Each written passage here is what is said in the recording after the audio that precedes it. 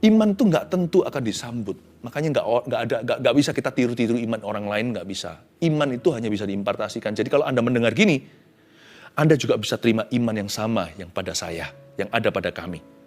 Iman itu timbul dari pendengaran. Makanya itu, ada orang yang imannya bulat, ada orang yang nggak beriman sama sekali. Dua orang bisa berdiri sama-sama, yang satu percaya, yang satu ketakutan. Kalau Anda belum subscribe di channel ini, segera supaya Anda bisa mengikuti terus rema-rema dari Roh Kudus ya. Saya ingin menyampaikan satu pesan Tuhan yang berjudul Think Big, tanda seru. Berpikirlah besar. Tulis dulu judulnya ya, sambil kita buka di Yesaya 54. Think big. Ada sebuah rema dari Roh Kudus. Hari-hari ini, khususnya minggu lalu, dua kata, satu kalimat pendek ini, think big, atau bahasa Indonesianya berpikirlah besar, tiba-tiba melompat seperti kangguru. Lalu saya menunggu, kapan ya saya mau sampaikan di saat teduh. Saya rasa ini waktu ilahi. Ini kairos Tuhan untuk Anda mendengarkan. Sebelum saya baca ayatnya, sekali lagi saya ingatkan, please jangan berpikiran kecil, sebab Tuhanmu besar. Mari kita jangan berpikiran yang dangkal. Tuhan kita itu luar biasa. Jangan lihat kondisi, situasi, keadaan kita, nanti iman kita lemah. Petrus ketika dia melihat dan memandang pada badai taufan, dia langsung tenggelam dan Tuhan tegur dia, mana imanmu? Iman itu bukan nekat ya. Iman juga harus di follow up dengan bijaksana, tapi iman itu sendiri adalah iman. Iman bukan hikmat, fungsinya beda. Iman itu tegas, iman itu tidak goyah, iman itu tidak gentar, dia pegang teguh pada janji, dia berdiri di atas perkataan Tuhan. Saya nggak bisa paksakan iman sama orang lain. Iman orang juga levelnya berbeda-beda.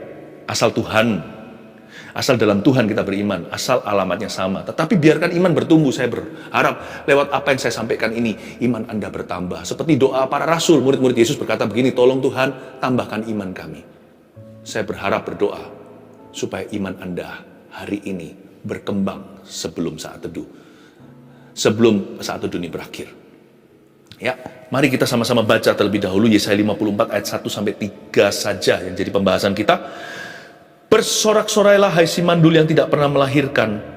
Bergembiralah dengan sorak-sorai dan memekiklah hai engkau yang tidak pernah menderita sakit bersalin. Sebab yang ditinggalkan suaminya akan mempunyai lebih banyak anak daripada yang bersuami, firman Tuhan. Lapangkanlah tempat kemahmu dan bentangkanlah tenda tempat kediamanmu. Janganlah menghematnya. Panjangkanlah tali-tali kemahmu dan pancangkanlah kokoh-kokoh patok-patokmu. Sebab engkau akan mengembang ke kanan dan ke kiri. Keturunanmu akan memperoleh tempat bangsa-bangsa dan akan mendiami kota-kota yang sunyi. Ayat pertama, bersorak-sorailah hai si mandul. Kenapa Yesaya bilang begini? Yang tidak pernah melahirkan. Ini sebenarnya bukan menjelaskan tentang seseorang. Karena Yesaya adalah nabi kepada satu bangsa, yaitu bangsa Israel. Jadi Yesaya sedang menceritakan kondisi mereka saat itu. Nggak banyak beda dengan kondisi dunia saat ini. Kondisi mereka lagi nggak baik. Jadi justru ketika kondisi nggak baik, harus think big. Ketika kita terpuruk, atau seseorang itu jatuh, waktu dia putus asa, waktu mimpinya runtuh, waktu gagal semua di sekelilingnya, dan apa yang dia usahakan, apa yang dia harapkan mengecewakan, itu waktu yang tepat bagi Yesaya untuk bernubuat. Berpikirlah besar, hai bangsa pilihan Allah. Yesaya ini ditulis di kurun waktu yang sangat buruk dalam sejarah Israel. Ya. Tentu dia juga pernah mengalami masa-masa raja secara jaya seperti Hizkia, ya, seperti beberapa raja-raja di Perjanjian Lama. Itu Yesaya banyak layani mereka, tetapi nggak selalu baik melulu. Seperti kondisi hari ini, gunjang-ganjing melulu, dan selalu up and down, itu biasa. Dan Yesaya pernah melihat the darkest days of Israel, atau masa-masa yang sangat-sangat gelap, masa-masa yang sangat suram di zaman bangsa itu. Dia pun pernah melalui masa-masa perang, karena Yesaya ini panjang. Bukan ketika semua baik-baik pesan ini diberikan. Saya itu bergumul loh, waktu saya dapat rema tentang berpikiran besar, yang saya kasih judul dalam bahasa Inggrisnya dulu, Think Big itu. Saya dapatnya itu minggu lalu. Saya pikir gini, apakah tepat ya saya sampaikan? Lalu tiba-tiba Roh Kudus ingatkan saya satu ayat. Hingga saya bertobat, pikiran-pikiran manusia itu harus saya tinggalkan kalau saya mau melihat perkara-perkara yang ajaib dari Tuhan. Saya nggak boleh menjadi penghalang atau bottleneck-mu. Saya harus menjadi saluran berkat. Tuhan ngomong begini sama saya lewat satu ayat, itu diingatkan. Baik tidak baik waktunya, beritakan firman. Tugas saya itu hanya kabel saja. Saya hanya saluran. Jadi saya sampaikan kepada Anda, Tuhan mau Anda dengarkan. Think big, saudara, berpikirlah besar. Sama seperti Yesaya, seperti ada sesuatu yang melompat di dalam dadanya, sampai-sampai dia nggak tahan, dia berteriak. Bisakah Anda merasakan ayat 1 ini adalah jeritan? Jeritan seorang nabi, bersorak-sorailah hai si mandul. Seperti saya barusan bicara sama Anda. Think big, keluarga saat teduh. Berpikirlah yang besar. Kalau bahasa Yesaya, bersorak-sorailah hai si mandul yang gak pernah melahirkan. Yesaya berkata gini, ini zaman mandulnya, ini waktu mandulnya bangsa ini secara rohani, secara ekonomi, secara segala. Mereka tidak pernah melahirkan. Pohon ara mengecewakan, pohon anggur tiada buahnya, sapi lembu gak ada di kandang. Bersorak-sorailah si mandul yang tidak pernah melahirkan. Bergembiralah dengan sorak-sorai dan memekiklah, hai engkau yang tidak pernah menderita sakit bersalin. Orang-orang yang nunggu breakthrough, namun breakthrough tidak pernah menunggu mereka. Yesaya berkata, bergembiralah. Saya kasih definisinya think big atau berpikiran yang besar. Itu seperti apa? Saya kasih 3 poin sederhana. Yang pertama, catatlah, harus dimulai dengan sikap hati yang benar. Sikap hati yang benar itu nggak lemah. Aduh, sikap hati yang benar melulu. Sikap hati benar itu kan kasih kan, Pastor? Kan damai, sukacita. Apaan itu? Kita itu butuh apa? Kita itu butuh berani sekarang. Kita itu butuh... Iya. Kalau tanpa sikap hati yang benar, Tuhan akan membawa Anda kepada sebuah ketinggian. Apalagi kemenangan. Ada sebuah pepatah, ini bukan tulisan Alkitab, tapi di luar sana untuk memotivasi hati. Coba saya kutip saja untuk mengingatkan sesuatu yang sesuatunya common sense. Orang dunia aja percaya, your attitude will determine your altitude. Ini bukan ayat firman ya. Orang dunia aja bisa pikiran positif loh, apalagi kita. Mereka nggak bisa beriman karena mereka nggak bertuhan. Kita bisa beriman. Itu sudah bukan positive thinking lagi. Positive thinking itu sudah jauh ketinggalan. Orang dunia aja percaya sikap hati seseorang menentukan dia akan sukses, dia akan berhasil seperti apa. Sikap hati orang itu akan menentukan perlakuan orang lain juga. Sikap hati mereka akan nanti pada akhirnya yang menjadi takaran setinggi apa Tuhan akan membawa. Your attitude will determine your altitude. Sebenarnya ada benarnya juga sih. Karena di perjanjian lama bangsa Israel menggerutu, lihat berakhir di mana? Kuburan di padang belantara. Yosua sama Kaleb masuk ke Kanaan karena mereka percaya. Mau dirajam batu pun mereka nggak peduli. Mereka berkata, itu raksasa, kita jadikan makanan. Orang-orang enak, orang-orang Yebus, orang-orang Kanaan, orang-orang Filistin, semua mereka itu akan menjadi korban. Kita tidak boleh bermental korban, karena kita adalah umat pilihan. Gara-gara itu mereka dibilang sok rohani, fanatik, lalu mau dikucilkan, bahkan mau dibunuh loh. Iman tuh nggak tentu akan disambut. Makanya nggak bisa kita tiru-tiru iman orang lain, nggak bisa. Iman itu hanya bisa diimpartasikan. Jadi kalau Anda mendengar gini, Anda juga bisa terima iman yang sama yang pada saya, yang ada pada kami. Iman itu timbul dari pendengaran. Makanya itu, ada orang yang imannya bulat, ada orang yang nggak beriman sama sekali. 2 orang bisa berdiri sama-sama, yang satu percaya, yang satu ketakutan. Kalau Anda lebih kuat imannya, jangan hakimi orang lain. Tunggu dia. Angkat dia. Tapi kalau Anda kurang beriman, orang lain lebih beriman dari Anda, jangan iri lalu menghakimi. lalu berkata, kamu sok-sok percaya, nekat kamu dan sebagainya. Jangan begitu, malah justru jadikan iman orang itu inspirasi, agar Anda bisa naik lebih tinggi sebagai anak tangga Anda untuk percaya kepada Tuhan. Dimulai dengan sikap hati yang benar dulu. Di ayat 1a, bersorak-sorailah hai semandul. Ada kata bergembiralah, lalu dengan sorak-sorai, lalu memekiklah. The best attitude, saya beritahu ya, is the attitude of praise. Ketika seseorang itu mengalami masalah, sikonnya nggak baik, keadaannya itu tidak menjanjikan, terbaik adalah kita kenakan sikap hati puji-pujian. Bersyukur itu nggak pernah salah. Sikap hati yang benar. Attitude of praise. Dengan demikian, kita mengagungkan Tuhan. Bukan masalahnya. Yang kita besarkan adalah Tuhan Yesus. Attitude of praise is the best. Ingat Paulus ketika di penjara dengan Silas? Apa yang terjadi? Ketika dia berada di balik jeruji bui, dia memuji. Attitude of praise. You can praise the Lord in good times and in bad times. Puji-pujian itu gak kenal tanggal kadaluarsa. Roh puji-pujian itu berlaku untuk setiap musim kehidupan. Justru ketika kita turun ke bawah karena hidup menekan kita, puji-pujian semakin berarti. Waktu kita happy, puji-pujian tidak berubah, malah justru disertai dengan kegembiraan. Saya ajarkan ayat ini kepada diri saya sendiri.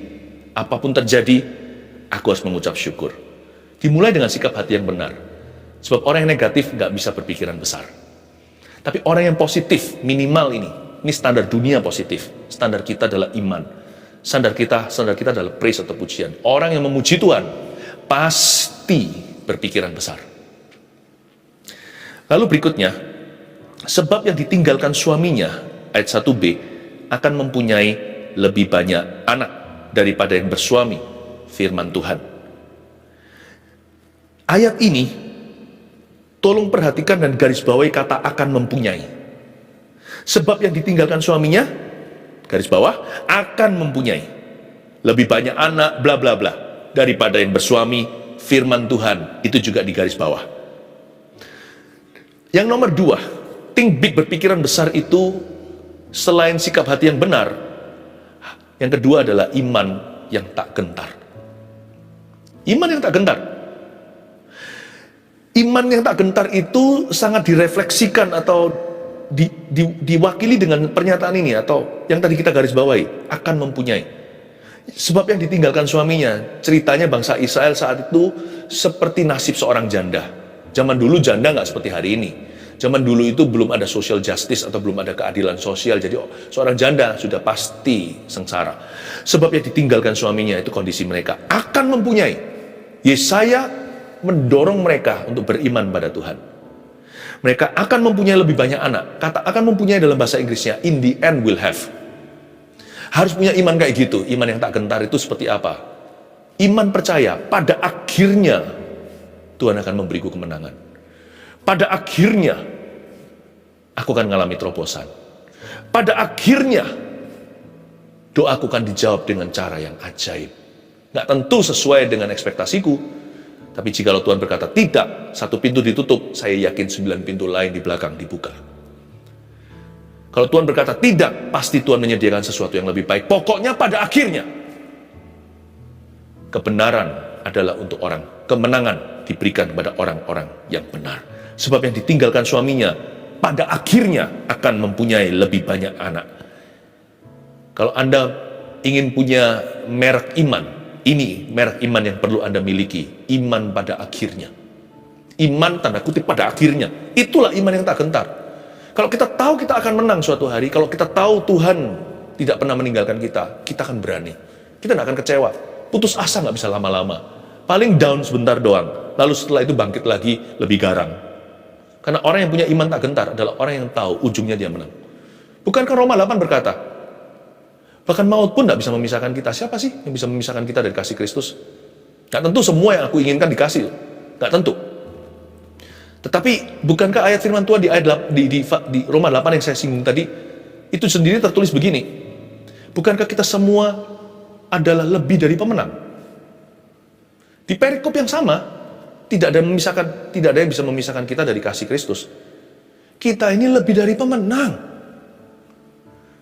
Gak usah jauh-jauh. Yang Tuhan berikan di depan, bukan di belakang loh ya, tunggu kita setia. Tuhan udah kasih kita dari sono-sononya waktu kita percaya pada Tuhan. Tuhan kasih kita Roh Kudus. Itu dikasih Roh Kudus, itu suatu garansi atau jaminan yang pasti. Itu jaminan mutu yang sudah gak perlu kita ragu.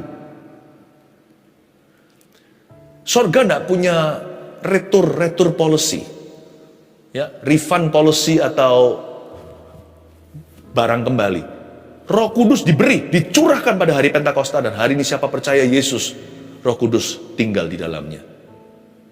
Itu sendiri suatu jaminan yang luar biasa, bahwa you and I, Anda dan saya, pasti akan menjadi seperti firman katakan, lebih dari pemenang.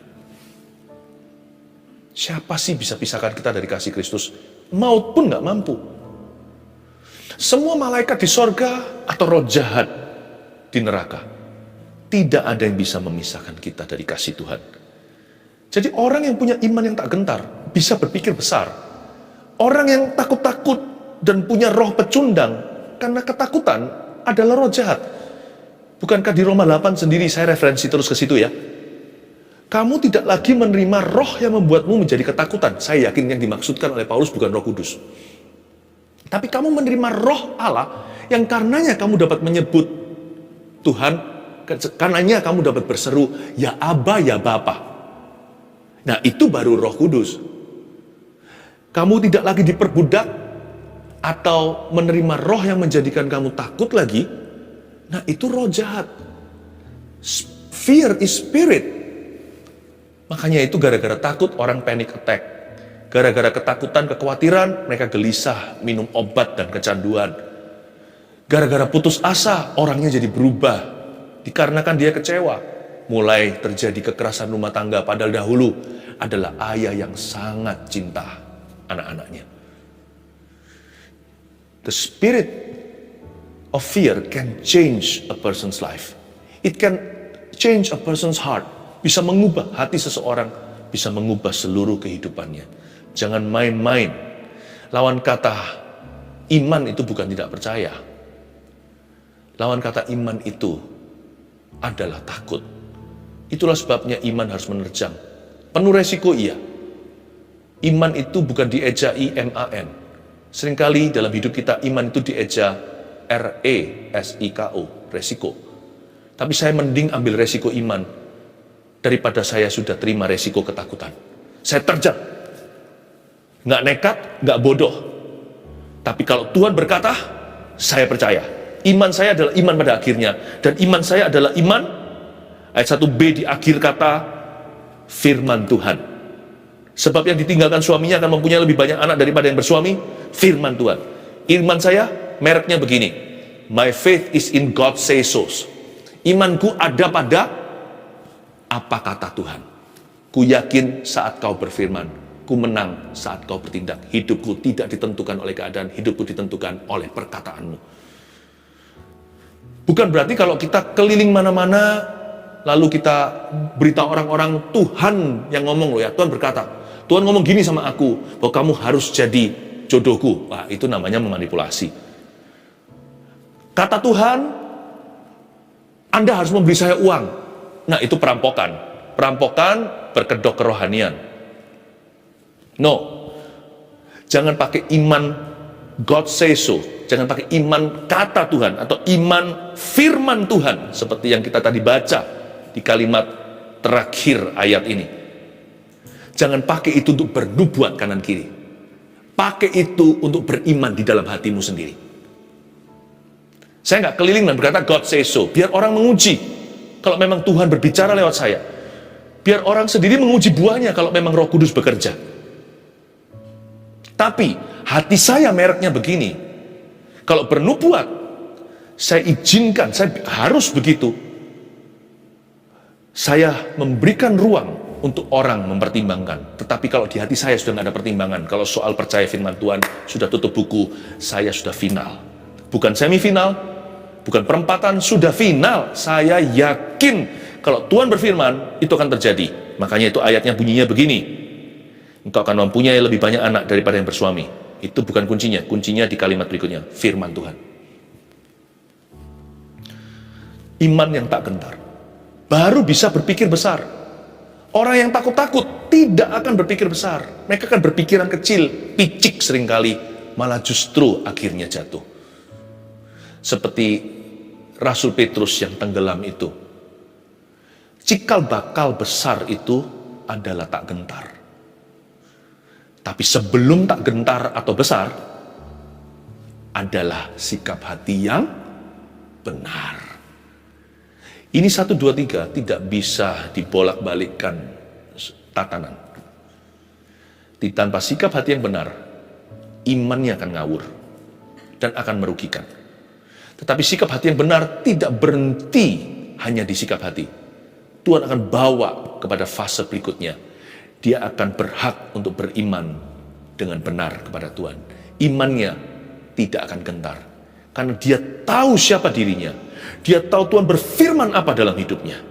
Dan dia kenal siapa yang berfirman kepadanya. Yang ketiga, ayat 2. Lapangkanlah tempat kemahmu dan bentangkanlah tenda tempat kediamanmu.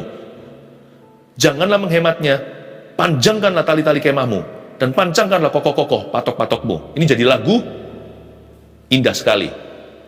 Tetapi kalau saya rangkum jadi satu kalimat pendek, simply this, sederhana begini, think big. Lapangkanlah, bentangkanlah, panjangkanlah, pancangkanlah. Apa sih kira-kira? Berpikiran besar. Udah itu aja. Think big, saudara. Itulah intisari ayat 2. Itu kayak buah-buahan di jus jadi gelas kecil. Lapangkan itu berarti clear the land. Bentangkan itu berarti spread out, nyebar. Jangan mengumpul gini, menyebar. Panjangkan itu berarti reach out, jangkau. Pancangkan itu berarti penetrasi, deeper. Saya rangkum jadi satu boosternya ini. Think big, berpikiran besarlah. Atau berpikirlah yang besar. Yang ketiga, tulis ini, visi yang benar dan besar. Coba dicek lagi, visi Anda apa? Visi kita harus benar dan besar. Dua-dua, kenapa saya nggak tulis hanya besar? Waktu saya siapkan PowerPoint ini untuk Anda hari ini, saya tulis visi yang besar, lalu Roh Kudus koreksi dan beritahu, kayak ada sesuatu nggak serk di hati saya, nggak bisa saya kasih ke tim dulu, untuk supaya untuk bisa jadi PowerPoint yang Anda bisa dengan mudah catat.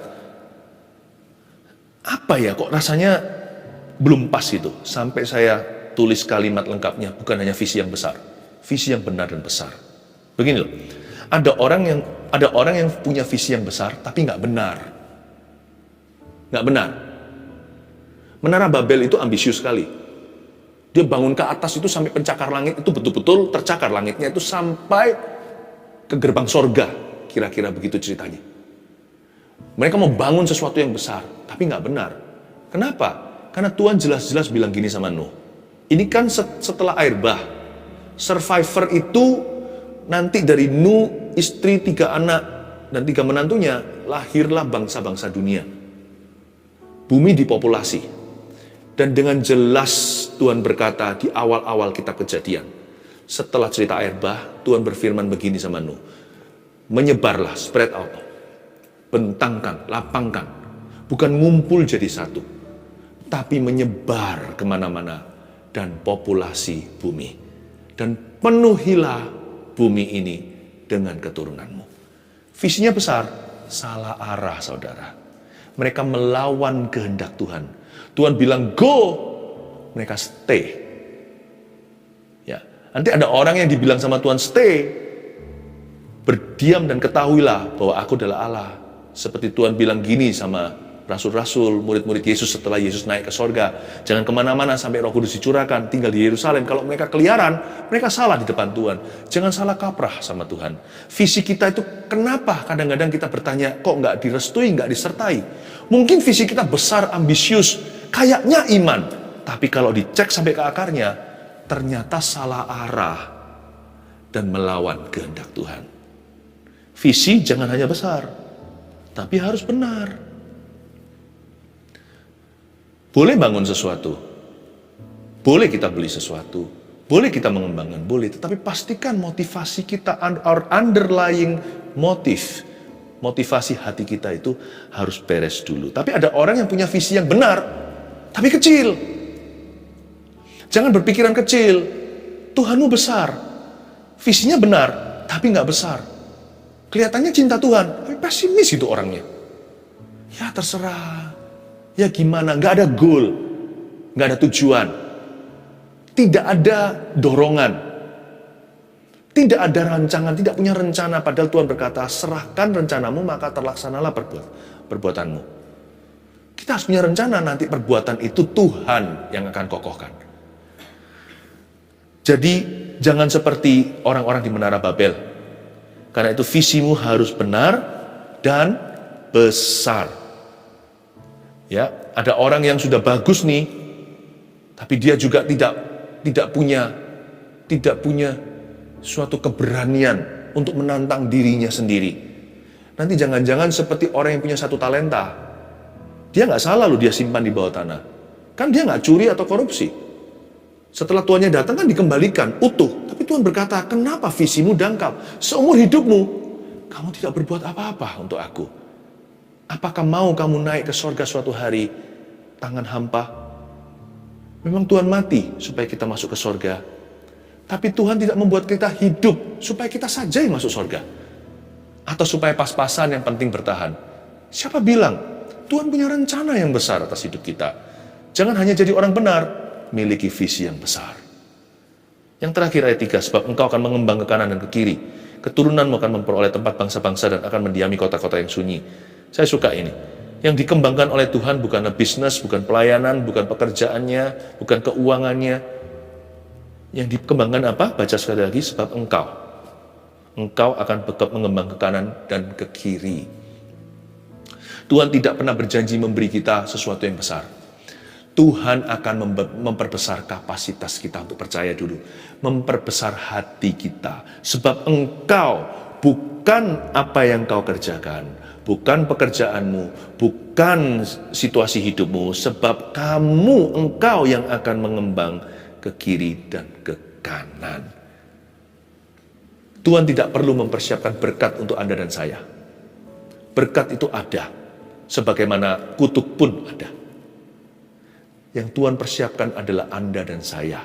Tuhan tidak mempersiapkan berkat untuk kita, Tuhan mempersiapkan kita untuk berkat itu. Kadang-kadang saya bertanya, kenapa saya masih keliling di padang gurun ini? Mungkin proses Tuhan belum selesai di dalam hidupku. Saya perlu bersabar dulu, karena Tuhan yang paling mengenal diri saya lebih daripada saya mengenal diri sendiri. Kalau Tuhan merasa saya belum wisuda, ya belajarlah untuk menangkap kehendak Allah, belajar bersabar, tetap beriman. Saya yakin kok, Tuhan tidak perlu diburu-buru. Tuhan tahu waktunya mengeluarkan saya dari sebuah permasalahan, mengeluarkan Anda juga. Yang penting pokoknya kita berkembang. Kalau Tuhan rasa persoalan ini akan menghabiskan kedagingan saya, terserah Tuhan, biarkan kehendaknya yang jadi.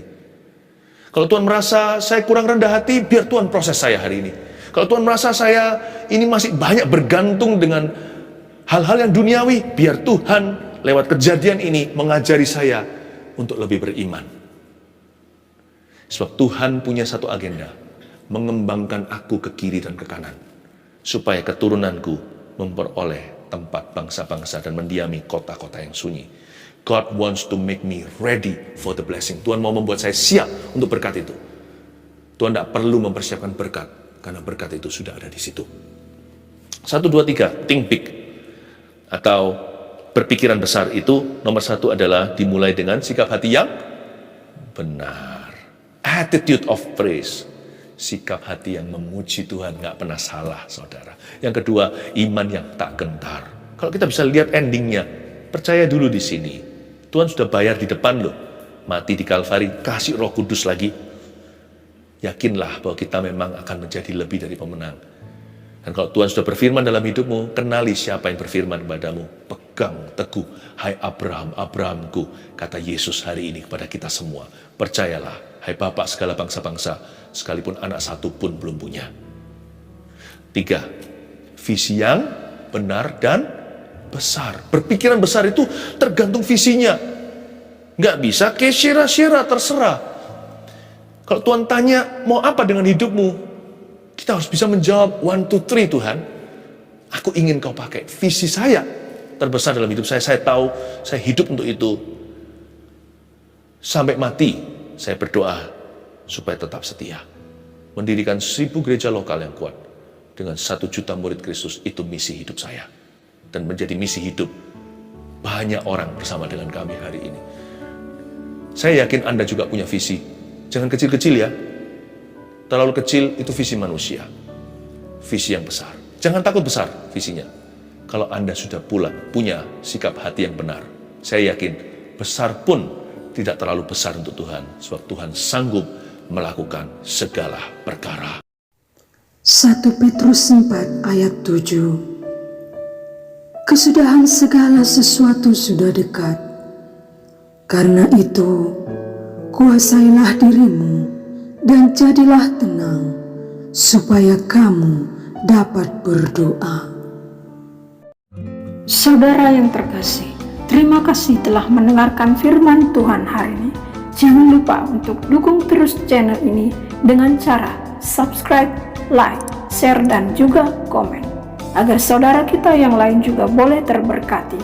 Tuhan Yesus memberkati kita.